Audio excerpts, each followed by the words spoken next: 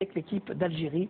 Regardez ce document exceptionnel raconté par Christophe Estagno et Guillaume Priou.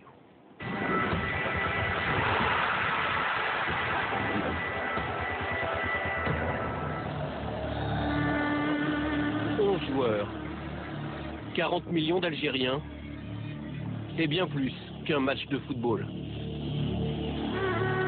Toute l'Algérie est dehors actuellement en train de nous attendre et de nous supporter. Donc cette image elle est ancrée dans l'hôtel pour fêter la victoire et la qualification, Inch'Allah, après le match. On n'est pas des joueurs, on est des ambassadeurs. Quand on voit qu'est-ce qui se passe, tu te dis c'est bon, c'est pas un match de foot, tu vas en guerre, on dirait c'est les matchs qui parlent d'elles-mêmes, quoi. Jeudi dernier, au moment où l'équipe algérienne atterrit au Caire, tout semble pourtant si calme. Certains supporters posent devant les photographes. Des scènes de fraternité rassurantes entre deux nations qui partagent la même langue, la même religion. Nous sommes des frères pour toujours. Mais entre l'Algérie et l'Égypte se joue une unique place en Coupe du Monde. Un ticket si convoité qu'il engendre les pires excès. Un piège se prépare. Des supporters égyptiens incontrôlables et des policiers débordés, incapables de protéger les Algériens. C'est la police qui ont frappé là. Ils nous ont attaqués là. Au lieu de nous protéger, ils ont commencé à nous frapper. Ça se peut pas. Ça se peut pas. Moins d'1 kilomètre sépare l'aéroport du Caire de l'hôtel des footballeurs algériens. Un trajet à haut risque, filmé par l'un des joueurs sur son téléphone portable.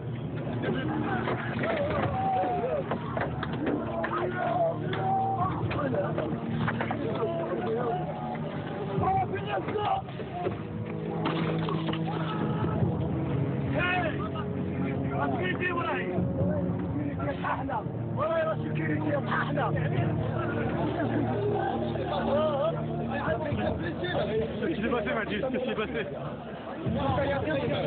Comment imaginer que ces hommes ensanglantés qui descendent de leur bus ne sont venus jouer qu'un match de football? 4 joueurs blessés. Et sur le coup, la colère qui monte.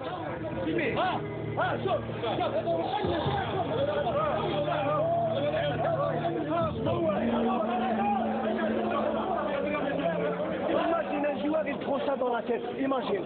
C'est ça le football. C'est ça le football. J'ai vu la pierre qui est venue. Heureusement qu'elle était un peu amortie par le dos. Et après, je me rentre dedans. Quand je me suis caché contre les autres, et ça venait de partout. Il y a un morceau de bière qui a pénétré à l'intérieur de la plaie. On attend pour la structurer, qu'il y ait une consultation de la FIFA. Et après, ils te disent, on est des frères. Quels frères? Regarde l'accueil. Quel accueil? Vous disaient l'Algérie, quel accueil? Mais en Algérie, on a touché personne. En Algérie. Il n'y a personne qui s'est touché. Ça, qui voit les gens, c'est pas les joueurs. Après, ils te disent, on est des frères. On n'est pas des frères. On va la gagner. On va la gagner. On va gagner. On va gagner. On va gagner.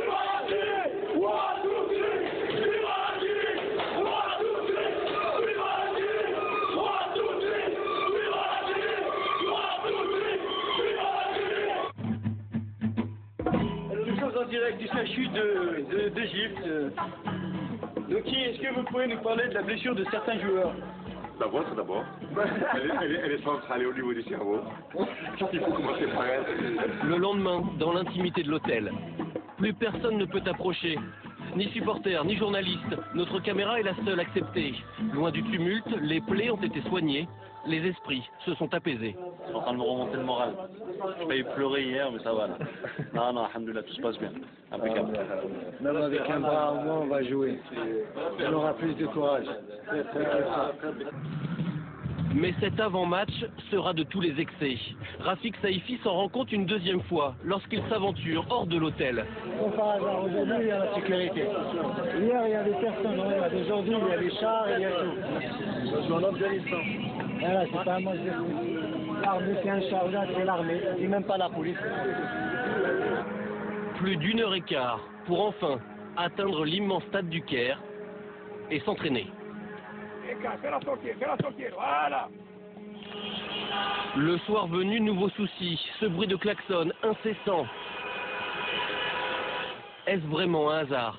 Ouais, il est bientôt 2 h du matin et puis ça continue. Hein. Il continue, il tente de stabiliser par tous les moyens. C'est pas très beau, c'est pas très sport, mais bon. La vérité, elle se passera demain sur le terrain. Bonne nuit. On va aller se coucher. J'ai arrêté de klaxonner. Tard dans la nuit, Antariaya, l'ancien joueur de Bastia, est presque au bout de ses surprises. Sûrement, il a dû prendre ma carte, il a fait le manuel. Ouais, j'étais mauvaise langue, pardon. Jour de match. Malgré les incidents, la Fédération internationale a décidé de maintenir la rencontre. Alors, peu importe les polémiques. Ah mais chez nous, il peut se passer n'importe quoi, il y aura toujours une bonne ambiance, on sera toujours détendu. On est plus fort qu'eux, c'est pour ça qu'ils ont commencé à nous créer. On savait qu'ils allaient nous faire tous les moyens pour nous déstabiliser. Vous êtes l'exemple, c'est l'Algérie qui joue. Et on doit donner un très bon exemple dans le comportement. Tout le monde. Y compris moi, parce que la dernière fois je me suis énervé. On va aller au match. On va les battre sur le terrain. Et là, on va leur démontrer, on va leur dire, voilà, nous on mérite d'aller au Coupe du Monde. On est prêt pour le match. La guerre.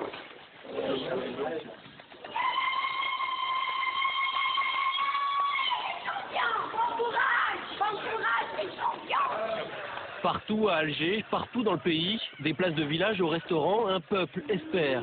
Devant les écrans, les Algériens n'entendront pas leur hymne, couvert par les sifflets de 80 000 Égyptiens. Mais ils assistent aussi impuissants que leur équipe nationale, au pire scénario possible. Première alerte dans le périmètre algérien, ça a failli être l'ouverture du score. Et Lounef Gawawi en 2 temps. Le premier but des Pharaons, dès la 2e minute. Une défaite par un but d'écart qualifie toujours l'Algérie. Mais il suffit que l'Égypte marque une 2e fois pour que les deux équipes se retrouvent à égalité parfaite au classement. Tout serait remis en cause, un match d'appui deviendrait nécessaire. On joue la dernière minute du match. C'est bien joué par Bouguera, une fois de plus. Allah, c'est fiché, Allah. Égalisation égyptienne alors qu'on jouait les arrêts de jeu. Ainsi était le football.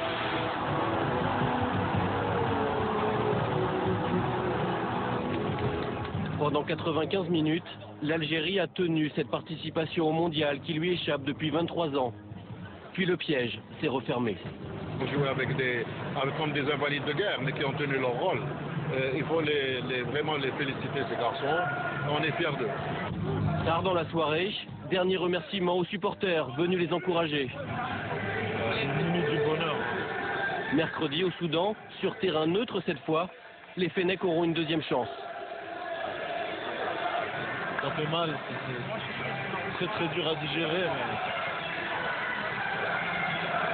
on n'a pas le choix, hein. Faut récupérer très vite, par demain au Soudan, on va gagner au Soudan, Inch'Allah.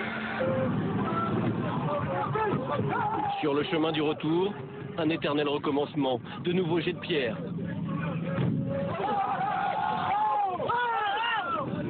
Mais cette fois du fond du bus, malgré la tristesse, malgré la colère, s'élèvent quelques chants, comme une réponse aux attaques, comme un signe de plus,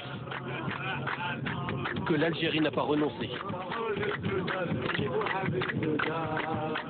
Voilà, il y aura donc un match d'appui au Soudan, Algérie et Égypte mercredi. Samir, vous suivez l'équipe du pays de vos parents? Oui, j'ai regardé le match et mercredi aussi, je serai devant mon poste en espérant qu'il puisse se qualifier pour la Coupe du Monde. On verra ça, ce sera mercredi. Une dernière information avant de se quitter. Toulalan forfait, Abidal également forfait pour le match retour France-Irlande de mercredi. Ils ne seront pas remplacés dans le groupe. Voilà, merci à tous. Merci Christophe, merci Samir, merci Pierre, merci Isabelle. À la semaine prochaine. Salut!